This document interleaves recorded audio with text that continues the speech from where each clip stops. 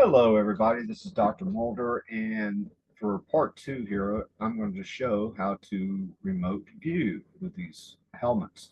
Um, Before I go any further, I think there was something I was kind of going through the general layout of this thing. One thing I wanted to tell you about, and I've had this from a gentleman who's a good friend of mine who's also a psychologist, and he has tested this machine and or this helmet and had the very same results I've had.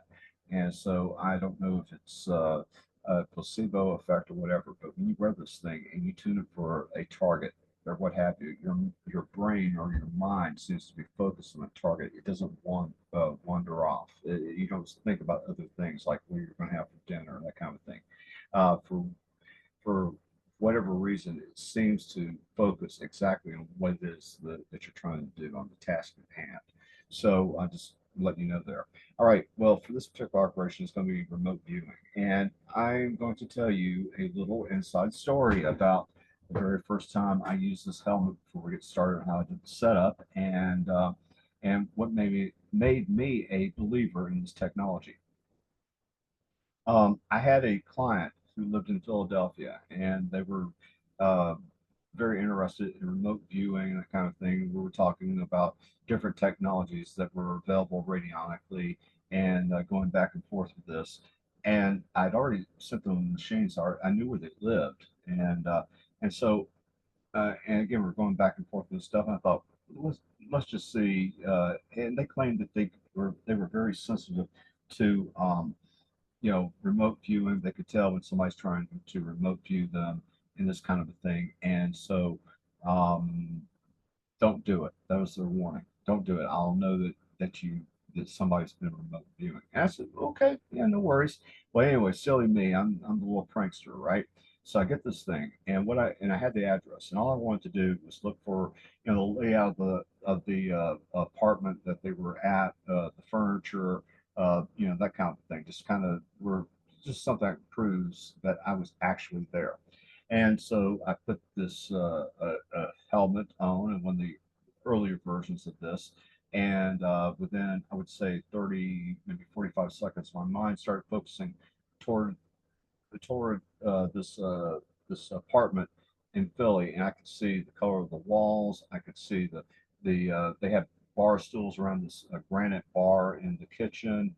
The layout of the tables, the sofa, the TV was at, which was right above the fireplace and right above the mantle and the fireplace. I could see all this stuff, and immediately, zapped out of it. I think maybe it took 2 minutes, maybe 3 minutes is how long that operation lasted.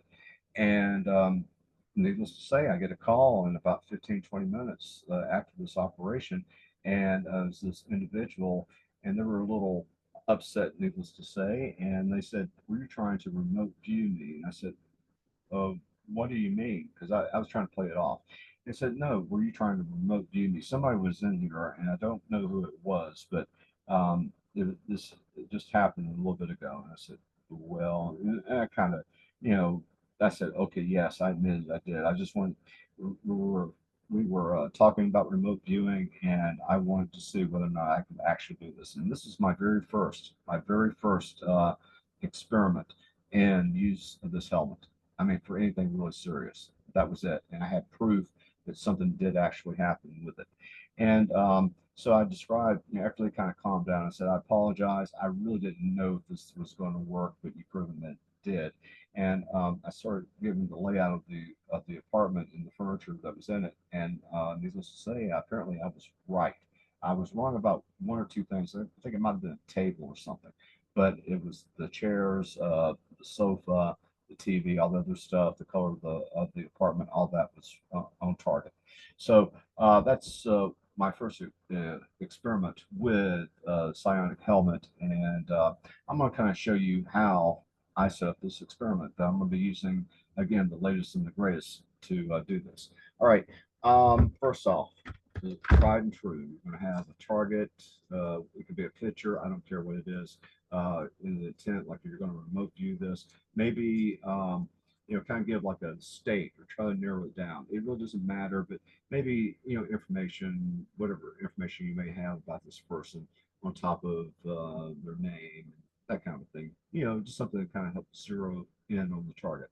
Then again, your attention.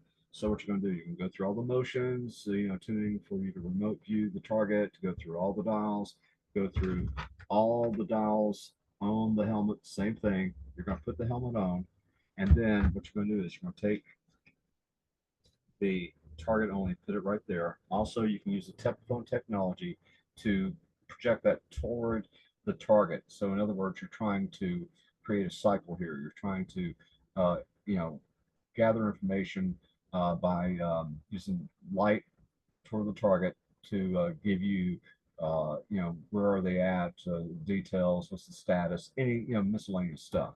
And that's really how simple it works. It really is not very complicated. And so hopefully this part two helped in explaining some of the two most basic functions of a helmet. All right, with that, have a great day.